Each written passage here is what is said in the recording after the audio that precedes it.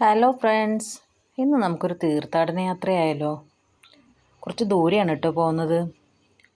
നാവൂര്, മുത്തുപ്പേട്ട, അതേപോലെ തന്നെ നമ്മുടെ വേളാങ്കണ്ണി പള്ളി, ഈ സ്ഥലങ്ങളിലൊക്കെയാണ് പോകാൻ ഉദ്ദേശിച്ചിട്ടുള്ളത്. വീട്ടിൽ നിന്ന് ഇറങ്ങിയപ്പോൾ രാത്രിയായി.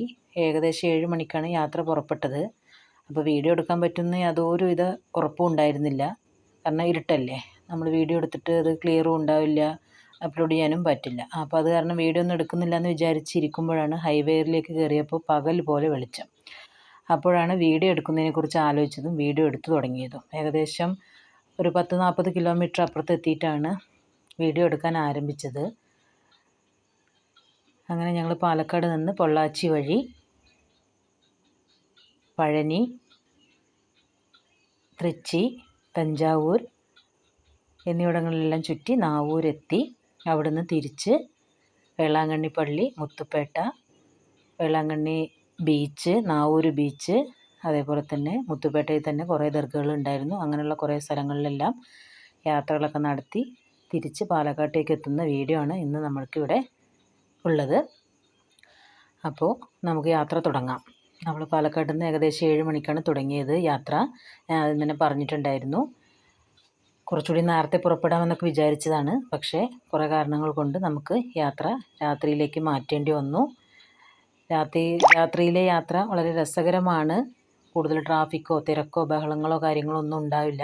പക്ഷേ വീഡിയോ എടുക്കുന്ന കാര്യത്തിൽ മാത്രമാണ് നമുക്ക് രാത്രിയിലെ യാത്ര പറ്റാത്തതായിട്ടുള്ളൂ. അതൊഴിച്ചു നിർത്തിയാൽ ബാക്കി യാത്രയുടെ എല്ലാവിധ സുഖ സൗകര്യങ്ങളോടും കൂടി തന്നെ നമുക്ക് രാത്രിയെ ആസ്വദിക്കാനും അതുപോലെ തന്നെ തിരക്കുകളില്ലാത്ത വീഥികളിലൂടെ യാത്ര ചെയ്യാനും പറ്റും. കുറേ സൈൻ ബോർഡുകളും അതേപോലെ തന്നെ വാർണിംഗ് ബോർഡുകളൊക്കെ ഉണ്ട്. പക്ഷേ നമുക്ക് രാത്രിയുടെ ഇരുട്ടിൽ ഒന്നും കാണാൻ പറ്റിയില്ല. പിന്നെ അതുപോലെ തന്നെ കുറേ കാറ്റാടി യന്ത്രങ്ങളുള്ള കാറ്റാടി പാടങ്ങളുണ്ടായിരുന്നു. പക്ഷേ ഒന്നും നമുക്ക് വീഡിയോ എടുക്കാൻ പറ്റാത്ത സാഹചര്യമായിരുന്നു. വളരെ രസകരമായ കാഴ്ചകൾ വളരെ കടന്നുപോയി. പക്ഷേ ഒന്നും നമുക്ക് വീഡിയോയിൽ പകർത്താനോ അതുപോലെ തന്നെ നിങ്ങൾക്ക് കാണിച്ചു തരാനോ യാതൊരു വിധ നിർവാഹവും ഇല്ല. തിരിച്ചു വന്നതും രാത്രി തന്നെയാണ്. അതുകൊണ്ട് തിരിച്ചു വരുമ്പോഴും എടുക്കാൻ പറ്റിയില്ല. അങ്ങനെ ഞങ്ങൾ യാത്ര തുടങ്ങി. ഏകദേശം ഒരു 9:30-10 മണിയായപ്പോൾ ഫുഡ് കഴിക്കാൻ പഴനിയിലെത്തി നിർത്തിയിട്ടുണ്ടായിരുന്നു. അത് കഴിഞ്ഞ് വീണ്ടും യാത്ര തുടങ്ങി. യാത്രയുടെ പരമാവധി ദൂരം അല്ലെങ്കിൽ വേഗതയിൽ തന്നെ നമുക്ക് പോകാൻ പറ്റി. കാരണം എന്താ വെച്ചാൽ കൂടുതൽ ട്രാഫിക്കോ ബഹളങ്ങളോ ഒന്നും തന്നെ ഉണ്ടായിരുന്നില്ല. പകലത്തെ പോലെ റോഡിൽ കാര്യമായ തിരക്കോ ഒന്നും തന്നെ ഉണ്ടായിരുന്നില്ല. വലിയ വാഹനങ്ങൾ, ചരക്ക് വാഹനങ്ങൾ മാത്രമാണ് കൂടുതലായിട്ട് ഉണ്ടായിരുന്നത്. പിന്നെ ടോൾ ബൂത്തുകളെല്ലാം സജീവമായിരുന്നു. കുറേ ടോൾ ബൂത്തുകൾ കിട്ടിയിട്ടുണ്ടായിരുന്നു.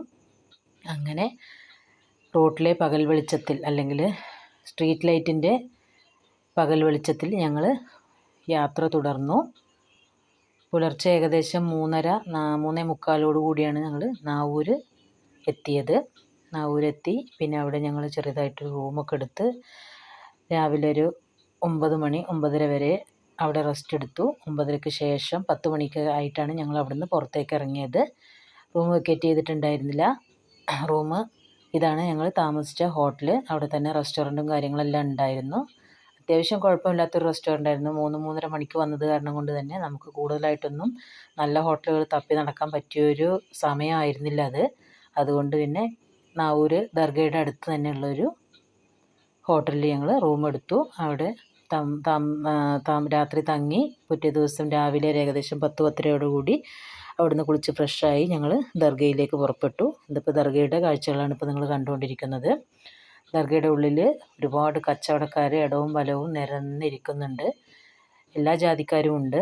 ഹിന്ദു, മുസ്ലിം, ക്രിസ്ത്യൻ വ്യത്യാസമില്ലാതെ, പ്രായഭേദമില്ലാതെ കുട്ടികളും മുതിർന്നവരും പല ജാതിക്കാരും പല വർണ്ണക്കാരും പറഞ്ഞ പോലെ എല്ലാ തരക്കാരും അതിൻ്റെ ഉള്ളിലുണ്ടായിരുന്നു.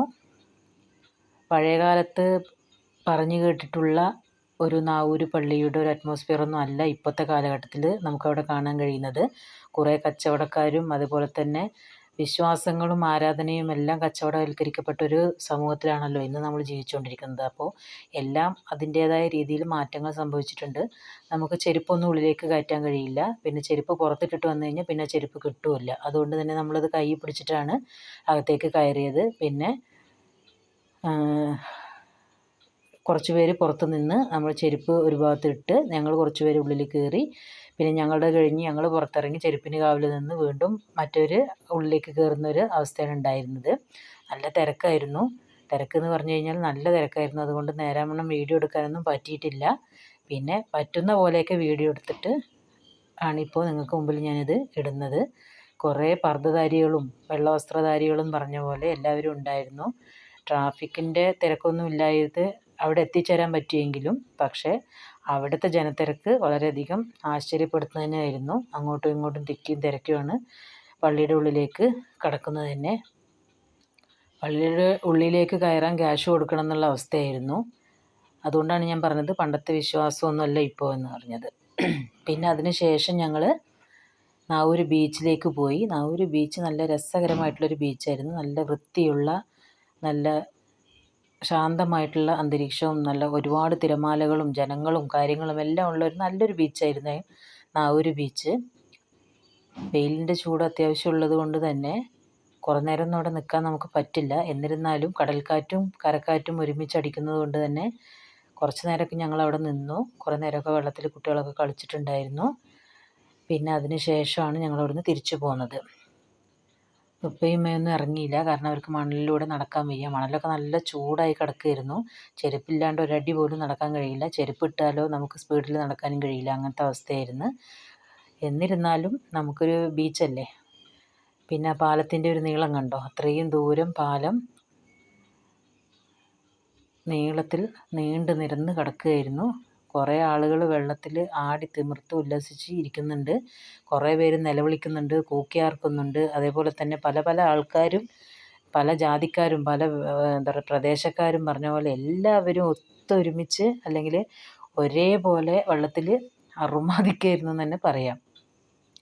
അങ്ങനെ കുറേ നേരം ഞങ്ങളും അവിടെ നിന്നു. തിരമാലകളൊക്കെ നോക്കി.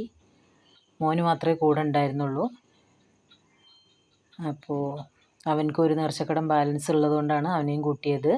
ഇത്രയും ദൂരം യാത്ര ചെയ്യേണ്ടത് കൊണ്ട് തന്നെ ഞങ്ങൾ കുട്ടികളെ ഒഴിവാക്കുകയാണ് ചെയ്തത്. കാരണം കുട്ടികൾക്ക് ഒരുപാട് ക്ഷീണമാവും. പിറ്റേ ദിവസം സ്കൂളൊക്കെ ഉള്ളത് കൊണ്ട് തന്നെ നമുക്ക് കൂടുതൽ ലീവും കാര്യങ്ങളൊന്നും ഇല്ല. ഒറ്റ ദിവസത്തെ പ്ലാനായിരുന്നു. പിന്നെ അത് രാത്രി ആയതുകൊണ്ട് തന്നെ ഒരു ദിവസം സൺഡേ നമുക്കവിടെ ഫുള്ളായിട്ട് കിട്ടി. സൺഡേ രാത്രി അവിടുന്ന് അതേപോലെ തന്നെ രാത്രി പുറപ്പെട്ടു. മൺഡേ പുലർച്ചെയാണ് എത്തിയത്. കുറേ കച്ചവടക്കാർ നമുക്ക് ബീച്ചിലും കാണാൻ പറ്റും. ഐസ്ക്രീമും ചായയും അതേപോലെ തന്നെ പാനിപൂരി അങ്ങനത്തെ ഒരുപാട് കച്ചവടക്കാരനെ കടൽ തീരത്തും കാണാൻ കഴിയും. ഒരുപാട് പേര് വെള്ളത്തിൽ നീന്തി തുടിച്ച് ഉല്ലസിച്ചിരിക്കുന്നുണ്ടായിരുന്നു. മോനും അത്യാവശ്യം കളിക്കുന്നുണ്ടായിരുന്നു വെള്ളത്തിൽ. നല്ല വൃത്തിയുണ്ടായിരുന്നു ആ ബീച്ച്. അതാണ് എനിക്ക് ഏറ്റവും കൂടുതൽ ഇഷ്ടപ്പെട്ടത്. പക്ഷെ അത് കഴിഞ്ഞ് ഞങ്ങൾ വേളാങ്കണ്ണി ബീച്ചിൽ പോയിട്ടുണ്ടായിരുന്നു. വേളാങ്കണ്ണി ബീച്ച് എന്ന് പറഞ്ഞു കഴിഞ്ഞാൽ എല്ലാവർക്കും കേട്ട് പരിചയം ഉണ്ടാവും. നമ്മുടെ സുനാമിയൊക്കെ നടന്ന ബീച്ചാണ്. വേളാങ്കണ്ണി പള്ളിയിലൊക്കെ വെള്ളം കയറിയതും എല്ലാവർക്കും അറിയുന്ന കാര്യം തന്നെയാണ്. അപ്പോൾ ആ ബീച്ചൊന്നും അത്ര വൃത്തിയുള്ളതായിട്ട് തോന്നിയില്ല. കുറേ കടലിലത്തെ മാലിന്യങ്ങളും അതേപോലെ തന്നെ ഒക്കെ ഉള്ളത് കൊണ്ട് തന്നെ വേളാങ്കണ്ണി ബീച്ച് അത്ര തന്നെ എനിക്ക് ഇഷ്ടപ്പെട്ടില്ല. പക്ഷേ നാവൂർ ബീച്ച് നല്ലൊരു ബീച്ചായിട്ട് തന്നെ എനിക്ക് തോന്നി.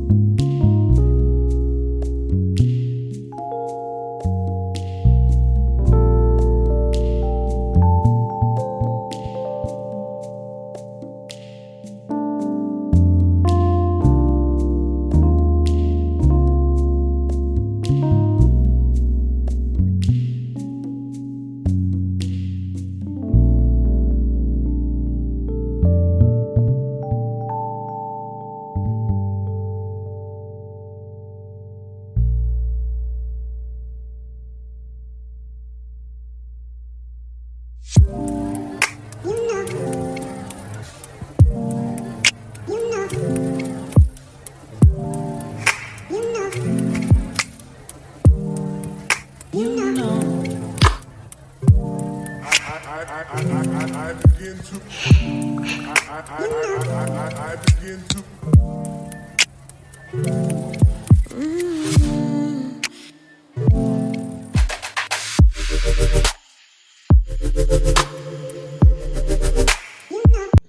നാവൂർ ബീച്ചിൽ നിന്ന് പിന്നെ നേരെ പോയത് വേളാങ്കണ്ണി പള്ളിയുടെ അടുത്തേക്കായിരുന്നു. നാവൂർ ബീച്ചിൻ്റെ അവിടുന്ന് ഏകദേശം 10-12 കിലോമീറ്റർ മാത്രമാണ് നമ്മുടെ വേളാങ്കണ്ണി പള്ളിയിലേക്കുള്ളൂ. അവിടുന്ന് അങ്ങനെ വേളാങ്കണ്ണി പള്ളിയിലേക്ക് എത്തി. നല്ല തിരക്കായിരുന്നു അവിടെയും. വിശ്വാസികളുടെ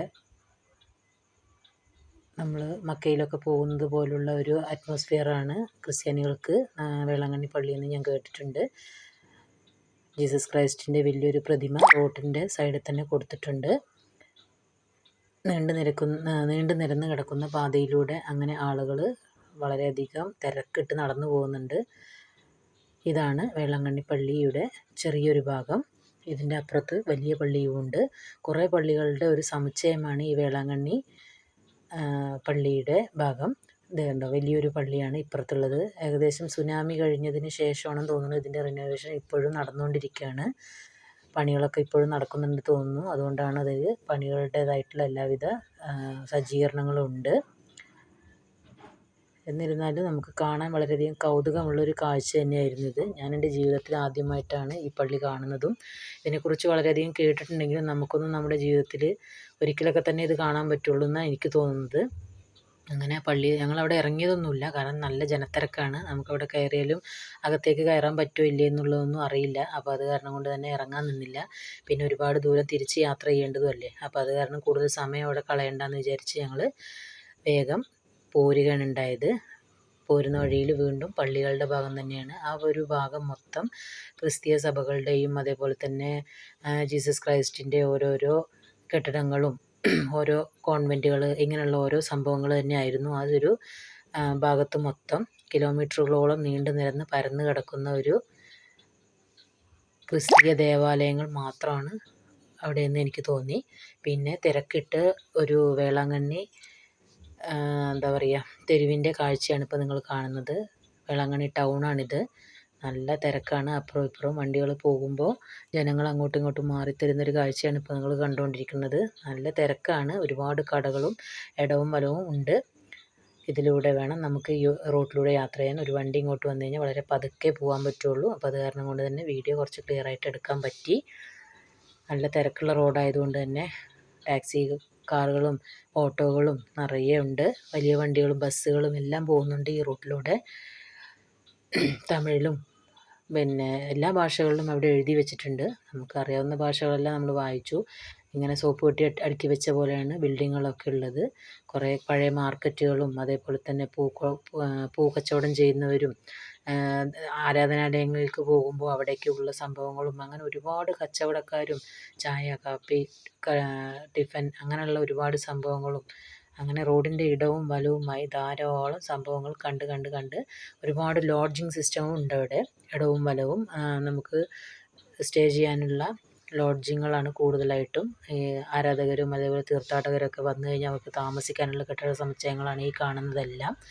ഓരോരോ വലിയ ഹോട്ടലുകളും അതേപോലെ റെസിഡൻസികളും അങ്ങനെ മൊത്തം ഒരു ടൗണിന് വേണ്ട എല്ലാവിധ സജ്ജീകരണങ്ങളും അല്ലെങ്കിൽ സൗകര്യങ്ങളും അടങ്ങുന്ന ഒരു ടൗൺ തന്നെയാണ് വേളാങ്കണ്ണി.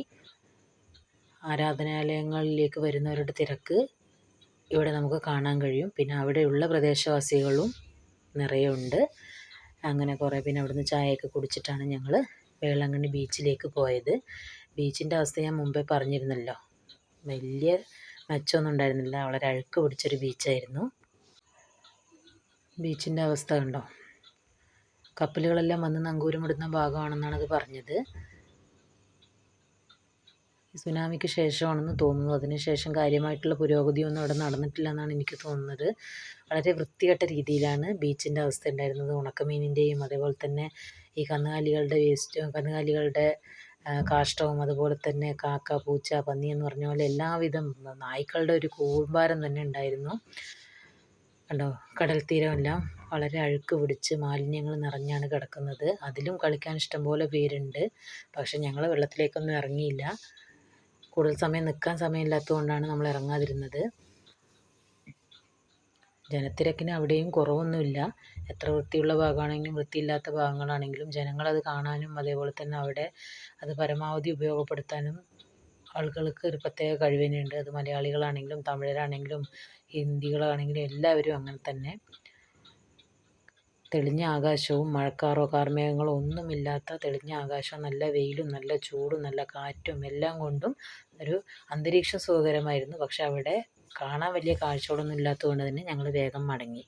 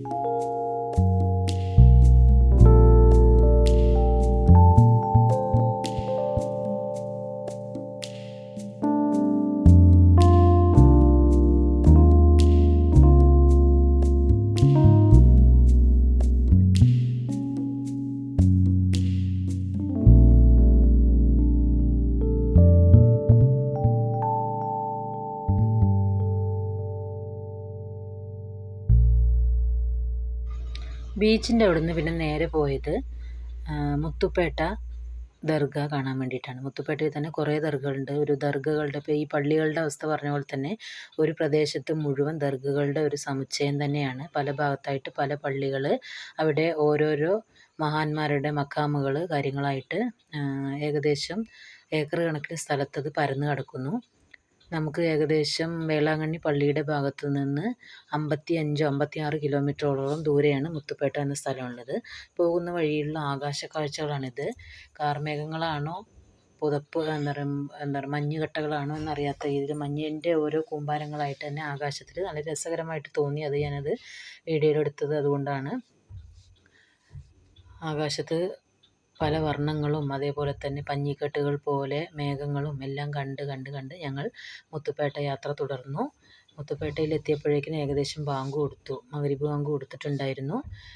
മഗ്‌രിബ് ബാങ്ക് കൊടുക്കുന്ന സമയത്താണ് ഞങ്ങൾ ഫാത്തിമ ബീവി ഉമ്മ റളിയല്ലാഹു അൻഹുവിൻ്റെ ദർഗ ഷരീഫിലെത്തിയത്. ഏകദേശം ഒരു ഏക്കർ 2 ഏക്കർ സ്ഥലത്ത് ഒരു പരന്ന് കിടക്കുന്ന ഒരു മക്കാമ് തന്നെയാണ് ഫാത്തിമ ബീവി ഉമ്മയുടെ ദർഗ. പല വിശ്വാസികളും അവിടെയുണ്ട്. ഹിന്ദുസും മുസ്ലിംസും അങ്ങനെ എല്ലാവിധക്കാരും അവിടെയും ഉണ്ട്. എല്ലായിടത്തും കച്ചവടവൽക്കരിക്കപ്പെട്ട രീതി തന്നെയാണ് എനിക്ക് കാണാൻ കഴിഞ്ഞത്. ഭിക്ഷാടനവും എല്ലാം ഇപ്പോഴും നടക്കുന്നുണ്ട്. ആളുകളെ കാണുമ്പോഴേക്കും ഓടി വന്ന് ക്യാഷ് ചോദിക്കുന്ന പരിപാടിയും അതേപോലെ തന്നെ അകത്തും അതിനനുസരിച്ച് ആളുകൾ പൈസ വാങ്ങാനായിട്ട് നിൽക്കുന്ന കാഴ്ചയൊക്കെ നമുക്ക് കാണാൻ കഴിഞ്ഞു. വിശ്വാസമുള്ളവർക്ക് വിശ്വസിക്കാം, അവർക്ക് അവിടെ പോയി അവരുടെ കാര്യങ്ങൾ ചെയ്തിട്ട് വരാം. അല്ലാതെ ഇന്നത്തെ കാലത്ത് നമുക്ക് ആരാധനാലയങ്ങൾ അല്ലെങ്കിൽ ഈ പറഞ്ഞ പോലുള്ള ആരാധനയ്ക്കൊന്നും പണ്ടത്തെ സ്കോപ്പ് ഇന്നില്ല.